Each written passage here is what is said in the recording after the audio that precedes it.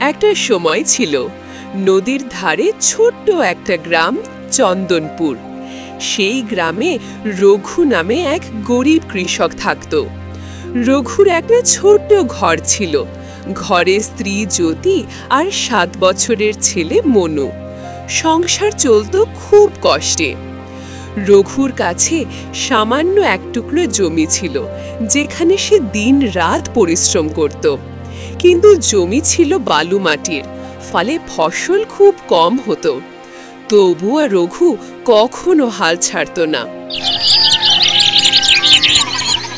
একদিন সকালে রঘু বলল, জ্যোতি, আমি এবার নদীর ওপারের জমিটা চাষ করব।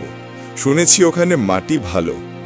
জ্যোতি বলল, কিন্তু ও জমি তো গ্রামের ধনী রতন বাবুর, উনি তো কাউকে চাষ করতে দেন না। রঘু হাসল। আমি অনুরোধ করব, হয়তো রাজি হবেন।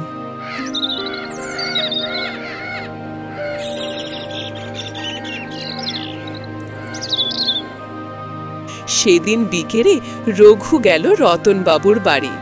বাবু, আমি আপনার নদীর ওপারের জমিটা একটু চাষ করতে চাই, যদি অনুমতি দেন। রতনবাবু একটু চিন্তা করে বললেন, ঠিক আছে, এমনিতেও ওই জমিটা খালি পড়ে আছে। যদি তুমি ফসলের অর্ধেক আমায় দাও তাহলে করতে পারো। রঘু খুশি হয়ে রাজি হলো। ধন্যবাদ বাবু। পরের দিন থেকেই সে খেতে নেমে পড়ল। রোদ, বৃষ্টি, ঝড় সব সহ্য করে পরিশ্রম করতে লাগলো। জ্যোতি প্রতিদিন মতো সকালে তাকে ভাত ডাল দিয়ে বলল, তুমি কষ্ট করছো, চিন্তা করো না, ঈশ্বর একদিন নিশ্চয়ই তোমার পরিশ্রমের ফল দেবেন। তাই যেন হয় জ্যোতি।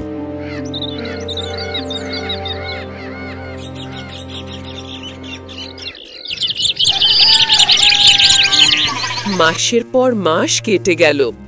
অবশেষে খেতে ফসল উঠল। ধানের গাছগুলো সোনালি রঙে ঝলমল করছে। গ্রামের সবাই অবাক। রতনবাবু এসে দেখলেন, মুখ হাঁ হয়ে গেল তার।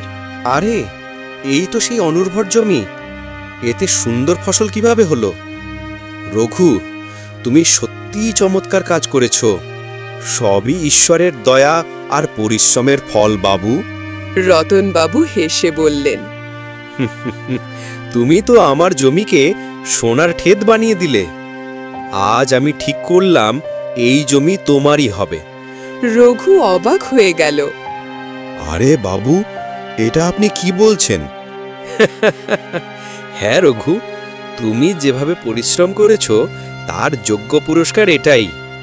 ধন্যবাদ বাবু, আপনি যে আমার কি উপকার করলেন আপনাকে বলে বোঝাতে পারবো না। গ্রামে আনন্দের ঢেউ বয়ে গেল।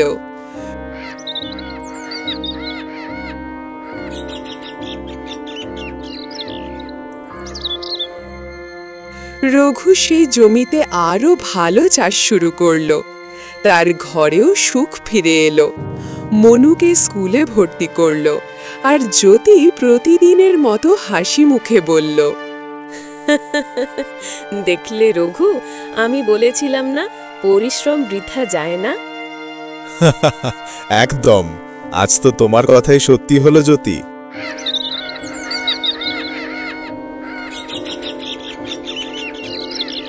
কিন্তু একদিন রাতে হঠাৎ ভয়ঙ্কর ঝড় এলো।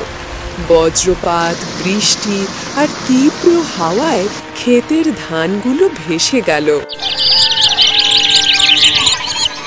রঘু পরদিন সকালে মাঠে গিয়ে বসে পড়ল কান্নায়। হে ভগবান, আমার এত পরিশ্রম, এত আশা সব এক রাতেই শেষ করে দিলে। আমি তো কারো খারাপ চাইনি, শুধু পেটের ভাতের জন্যই খেটেছি সারাটা বছর। এখন কি খাই আমি? কি খাওয়াবো ওদের?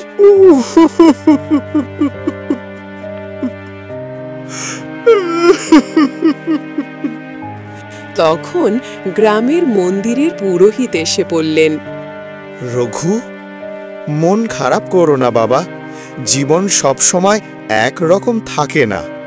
আজ তোমার জমির ধান নষ্ট হয়েছে, কিন্তু ঈশ্বর চুপ করে আছেন, মানে এই নয় যে তিনি তোমার কষ্ট দেখেননি। তিনি দেখছেন, তিনি জানেন তুমি কতটা পরিশ্রম করেছো। তার বিচার দেরি হতে পারে, কিন্তু তিনি কখনো অন্যায় করেন না। হয়তো এখনই তুমি বুঝবে না, কিন্তু একদিন তুমি দেখবে এই কষ্টই তোমার জন্য নতুন পথ খুলে দেবে। রঘু আবার সাহস পেল। ভাঙা মন নিয়ে সে আবার ক্ষেত তৈরি করতে লাগলো।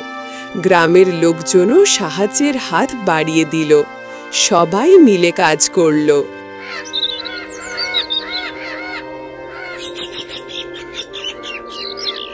কয়েক মাস পর আবার মাঠে সবুজ ধান ধরল। এবার ফসল আগের চেয়ে দ্বিগুণ হলো। রতনবাবু এসে বললেন, রঘু, তুমি শুধু নিজের নয়, আমাদের পুরো গ্রামের গৌরব ও সম্মান বৃদ্ধি করেছ। তোমার পরিশ্রম, সততা আর সাহস আমাদের সবার মুখ উজ্জ্বল করেছে। আজ তুমি প্রমাণ করে দিলে সৎ মানুষ শেষ পর্যন্তই জয়ী হয়। গ্রামে উৎসবের মতো আনন্দ ছড়িয়ে পড়ল। রঘু বলল, পরিশ্রম কখনো বৃথা যায় না। যে মানুষ কষ্ট সহ্য করে সৎ পথে চলতে থাকে, ভাগ্য একদিন অবশ্যই তার পাশে দাঁড়ায়।